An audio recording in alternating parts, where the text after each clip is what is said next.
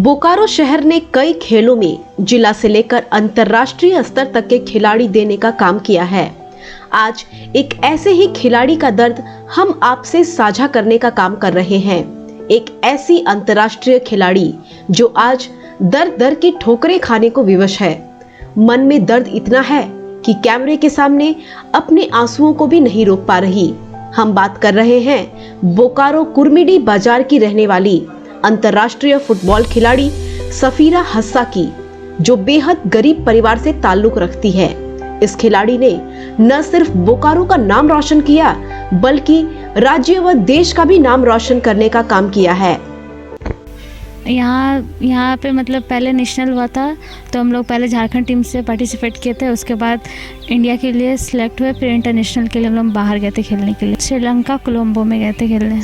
हाँ, ये झारखंड सरकार से यही उम्मीद करते हैं, और सब मतलब जितने भी प्लेयर लोग हैं कुछ ना कुछ करना चाहिए, क्योंकि और भी स्टेट में कुछ ना कुछ तो मिल ही रहा है, बट ऐसा सिर्फ झारखंड में ही है कि कुछ भी नहीं मिल रहा है। इतने इतने अच्छे अच्छे प्लेयर सब है, और बाहर बहुत बार गए खेलने के लिए। अब घर में कुछ होता भी नहीं है कि मतलब फुटबॉल से मतलब जल्दी कुछ मिलता भी नहीं है, इसलिए अब बाहर ही जाते हैं हम लोग। कामों अब खोजते, अब सोच रहे वही करेंगे, क्योंकि फ़ुटबॉल में कुछ हो ही नहीं रहा, तो अब क्या करेंगे। लेकिन रुचि तो फुटबॉल में ही है। बहुत ख़राब लगता है।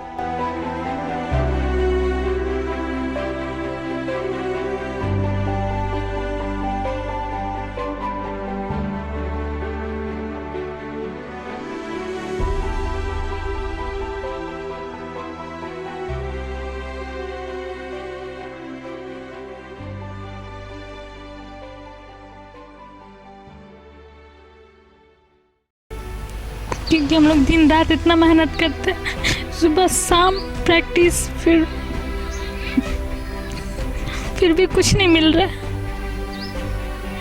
उसके लिए फंड वंड भी आता है, बट हम लोग को कुछ पता नहीं चलता। यहाँ रहते हैं तो जिसको पता चलता है वो लोग को मिलता है, अच्छा प्लेटफॉर्म मिल रहा है, बट हम लोग को नहीं मिल रहा है। बहुत मुश्किल हो रहा है, बहुत ज़्यादा, क्योंकि सब कुछ तो बंद है, कामों भी सारा बंद है, तो फिर कहाँ से आएगा सामान वामान, कुछ नहीं। घर भी में कुछ भी खाने का जल्दी होता भी नहीं है आजकल।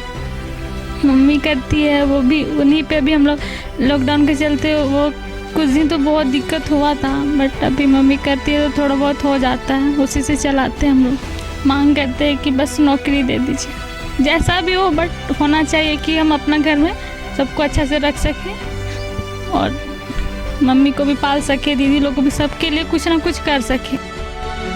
पिता के साय से मरहूम इस खिलाड़ी की बड़ी बहन जस्मीना हस्सा भी फुटबॉल के खिलाड़ी रह चुकी है, लेकिन पिता के बीमार होने के कारण घर की आर्थिक स्थिति खराब होते देख वह खेल को छोड़ दी। बड़ी बहन होने के कारण उसने अपने खेल को छोड़ अपनी छोटी बहन को आगे बढ़ाने का काम किया।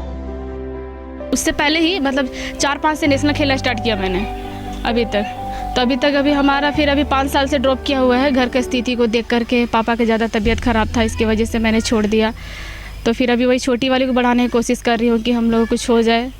जो हम लोग नेशनल खेले हैं, इंटरनेशनल तो पता नहीं उन लोग का भी हो रहा है कि नहीं हो रहा, लेकिन खासतौर हम लोग जो नेशनल के लिए इतना मेहनत की, सीनियर नेशनल के लिए खासतौर उड़ीसा में सीनियर नेशनल खेलने से ही नौकरी मिल जाते हैं, और हम लोगों को सीनियर नेशनल खेलने के बावजूद हम लोग अभी तक घर पे बैठे हुए हैं, और वैकेंसी निकलती है तो हम लोग हाइट नहीं पहुंचती। तो इनके लिए मैं चाहूँगी खेल मंत्री से कुछ ऐसा कीजिए कि हम लोगों को भी कुछ सेटलमेंट होने की, ताकि फुटबॉल से कोई नफरत ना करे। फुटबॉल ऐसा लोकप्रिय गेम है कि हॉकी भी है, हॉकी को भी माना, लेकिन हॉकी की सारी लड़कियाँ जितने भी रांची साई सेंटर में, मैं साई सेंटर में 4 साल रही हॉकी, उन्हीं बीच में भी मैं देख रही हूँ कि झारखंड की मतलब साई की जितनी लड़की हॉकी में, उन लोग को नौकरी मिल गई, पर फुटबॉल में किसी को नहीं मिला है, किसी को भी नहीं। आज तक तो मैंने नहीं सुना, आज तक बचपन से लेकर इतना दिन तक खेली मैं, लेकिन अभी तक फुटबॉल में किसी को जॉब नहीं मिला।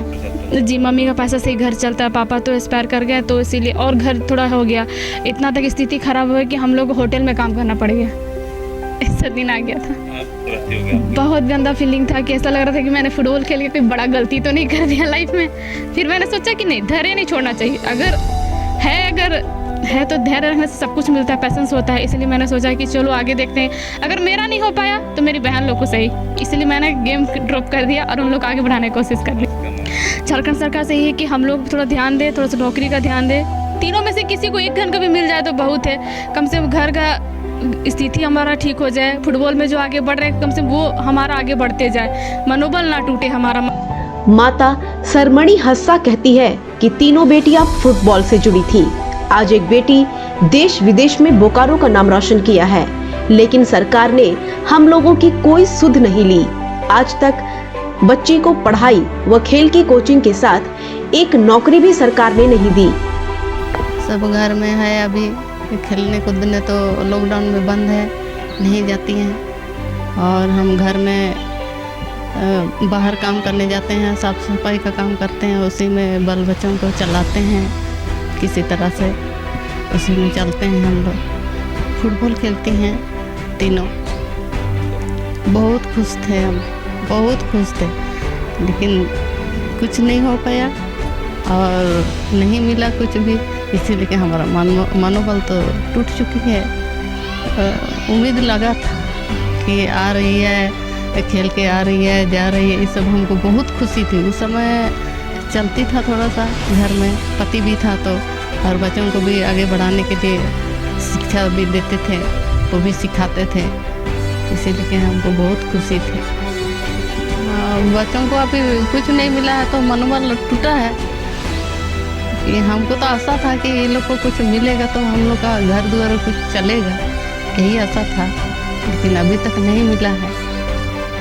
सरकार से हम यही चाहते हैं कि नौकरी हो जाना चाहिए बच्चियों का, शिक्षा उच्चा के लिए भी होना चाहिए। अभी तो छोटी वाली बीपीएड करने के लिए तो हम लोग किसी तरह से एडमिशन कर दिए हैं, उसके भी तो अभी हो नहीं रहा है, और आगे दे पाएंगे नहीं दे पाएंगे, सरकार से कुछ सहयोग मिलेगा तो करेंगे, करके देख मतलब करेगी लड़की। पूर्व की रघुवर सरकार में खेल मंत्री रहे चंदन क्यारी के विधायक अमर बावरी ने भी जिले के खिलाड़ियों की कभी सुध नहीं ली।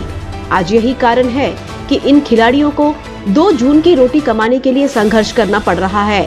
अब देखना होगा कि वर्तमान सरकार इन खिलाड़ियों के लिए क्या करती है, जिससे इनका खेल और जीवन साथ साथ चले।